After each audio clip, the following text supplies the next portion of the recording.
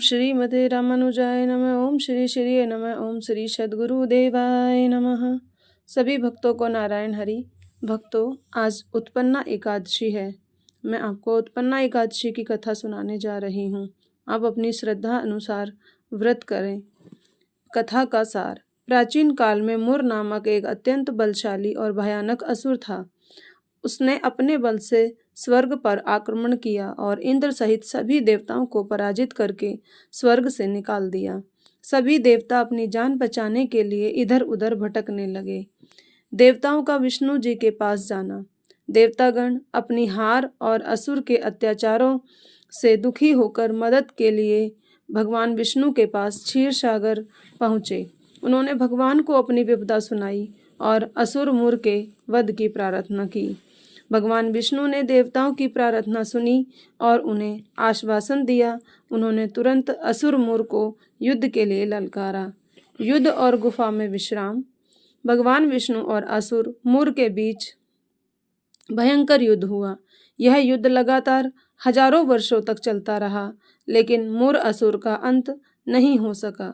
युद्ध से थककर भगवान विष्णु बद्रिका आश्रम की हेमवती गुफा में विश्राम करने के लिए चले गए और योग निद्रा में लीन हो गए।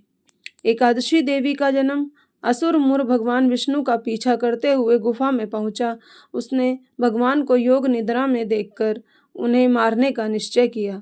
जैसे ही असुर मुर ने भगवान विष्णु पर प्रहार करने के लिए शस्त्र उठाया, तभी भगवान विष्णु ने विष्णु के शरीर से एक अत्यंत तेजस्वी दिव्य शक्ति प्रकट हुई।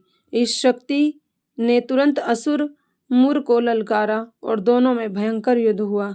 दिव्य शक्ति ने अपनी भीषण गर्जना तेज से असुर मुर को भयभीत कर दिया और अंत में उसे मार डाला। भगवान द्वारा वरदान। जब भगवान विष्णु योग निद्रा से उठे तो उन्होंने देखा कि मुर असुर मरा पड़ा है और उनके सामने एक तेजस्वी देवी खड़ी है। भगवान विष्णु ने देवी से पूछा कि वह कौन है और मुर का वध कैसे हुआ।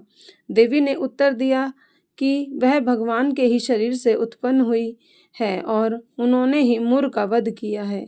यह सुनकर भगवान विष्णु बहुत प्रसन्न हुए और कहा, देवी, चूंकि तुम मेरे ही शरीर से उत्पन्न हुई हो और तुमने एकादशी यानी कि 11वें दिन मुर का एक वध किया है, इसलिए आज से तुम्हारा नाम एकादशी होगा और तुम उत्पन्ना एकादशी के नाम से पूजी जाओगी। भगवान ने उन्हें यह वरदान दिया कि जो कोई भी इस दिन तुम्हारा व्रत रखेगा वह सभी पापों से मुक्त होकर मोक्ष को प्राप्त करेगा। इस प्रकार उत्पन्ना एकादशी का व्रत सबसे पहले स्वयं एकादशी देवी के रूप में प्रकट हुआ और तभी से एकादशी व्रत का पालन आरंभ हुआ। सभी भक्तों को नारायण हरि। यहीं पर यह कथा समाप्त होती है। आप अपनी श्रद्धा अनुसार व्रत करें, पूजा पाठ करें। सभी का भगवान भला करें। नारायण हरि।